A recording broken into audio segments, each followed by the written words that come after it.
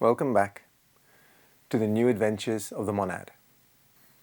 So far, our understandings of the flow of evolution through the chains has informed us that life streams rise up the ranks at a rate of 1 kingdom per chain. The time has now come to introduce a modifying factor.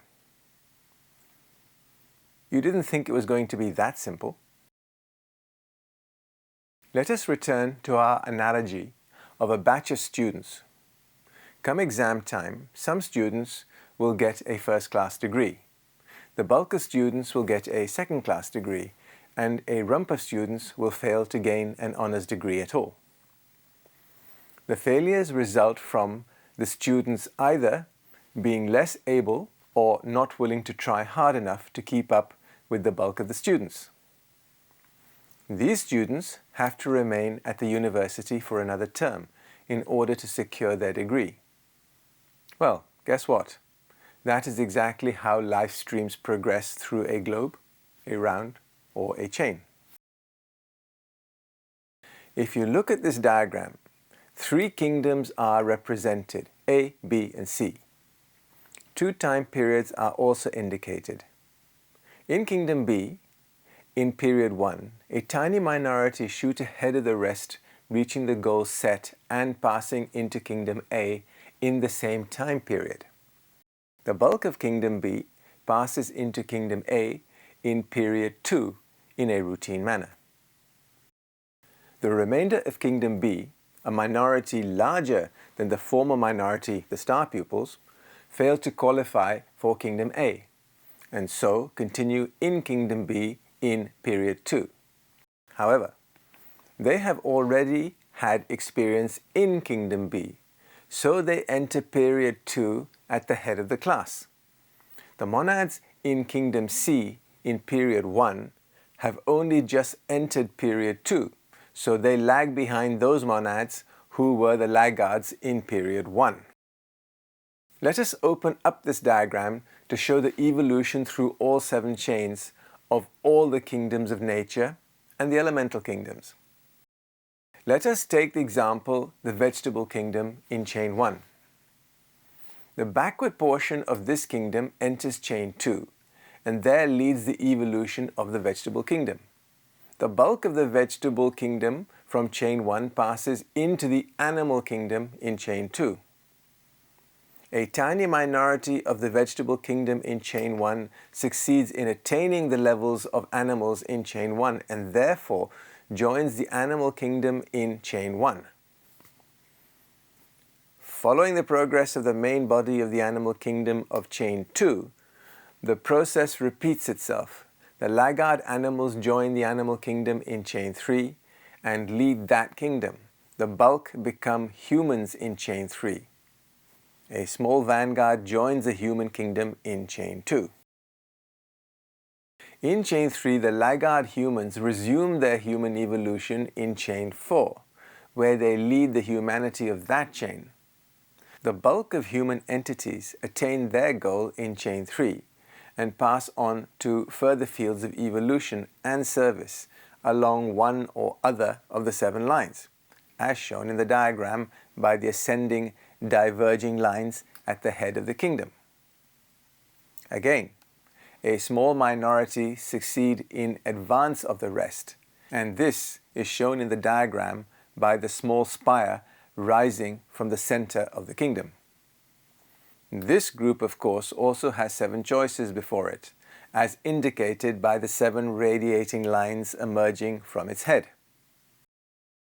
In view of the fact already stated, that the degrees of success attained by the members of each kingdom vary considerably, we should regard each of the life streams as breaking up into smaller streamlets, some of which join the preceding or succeeding streams, though the majority moves steadily forwards along the appointed course. It is worth mentioning here an important principle affecting the progress of various streams of life and their innumerable subdivisions. It is the general rule that those who have attained the highest possible outcome in any chain, round, globe, or race are not born again into the beginning of the next chain, round, globe or race, respectively. The earlier stages of an evolutionary cycle are always for the backward monads, the youngest. Only when they have already passed through a good deal of evolution and are beginning to approach the levels of those who had done better, do those other monads descend into incarnation and join them once again. The earlier half of any period of evolution, whether it be a race, a globe, a round or a chain, seems to be devoted to bringing the backward monads up to nearly the same level of those who had progressed faster. These later monads, who have been resting in their causal envelopes, descend into incarnation along with the others, and they all then proceed together along their shared path of progress. As an example, the most developed from the third or moon chain did not enter the first round of the fourth or earth chain, but came in only at the middle of the fourth round.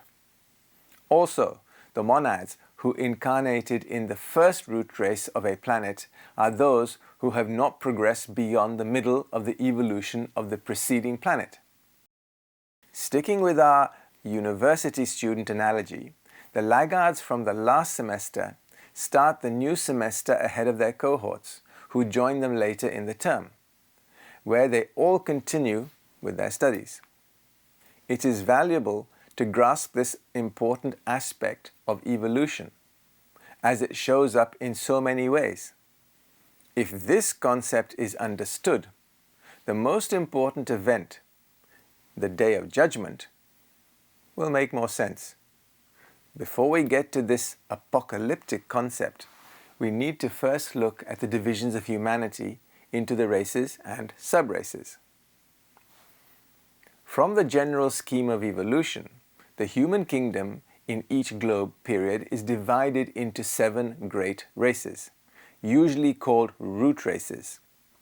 It would perhaps be more accurate to say that in each globe period there are 7 stages of growth of the human kingdom. These stages are not always so clearly differentiated from one another, as they appear to be today. Each of these root races or stages of development is divided into 7 sub-races or sub-stages, and again each sub-race is further divided into 7 smaller units, variously known as branch races or nations. In our present globe period, the 7 root races are as follows. The first root race. This was called the etheric or Polarian race because it possessed no bodies denser than the etheric and tended to hover near the poles of the planet. No definite sub-races can be spoken of, though there were 7 stages of growth or evolutionary changes. This race disappeared from the Earth long ago. The second root race. This was the Hyperborean race. It had physical bodies and occupied a continent called Plaksha in Hindu texts. It was found in the north of the globe. It also has now disappeared from the Earth. The third root race. It was called the Lemurian race, and it occupied the continent of Lemuria, or Shalmali as it is called in ancient stories. This landmass can vaguely be thought of as a large Pacific continent in the South Sea. This continent was supposed to have extended around as far as Madagascar. There are very few examples of the Lemurian race present today. The Bushmen of the Kalahari and possibly the Pygmies of the Congo may be remnants. However, there has been a great deal of mixing with offshoots of later races, but certain characteristics remain, except their original gigantic size. The fourth root race. This was the Atlantean race, which inhabited the continent of Atlantis or Kusha, most of which has now disappeared beneath the Atlantic Ocean according to Ledbetter and his theosophical cohorts. In reality, the Atlantean civilization covered most of the globe as we know it today, although parts of its heartland did sink beneath the waves in 3 distinct events. Most of the present inhabitants of the Earth belong to this root race. The fifth root race. This is the Aryan race, and includes at present the most advanced members of the Earth's inhabitants. Krauncha is the name given in some texts to the present land surface of Europe, Asia, Africa, America, and Australia. The sixth root race. This root race has not yet come into being, though it will begin to appear within the next 25,000 years. Some think that this root race is just around the corner, but they forget that we still have the sixth and seventh sub-races to go, and each race takes millennia to run their course. We are told that the sixth root race is destined to occupy a new continent. We will see about that. The seventh root race. This race will follow the sixth and will be the last to appear on the Earth in this cycle or round. Nothing as yet is known of the continent this root race will inhabit, though the name Pushkara is sometimes given in Hindu texts.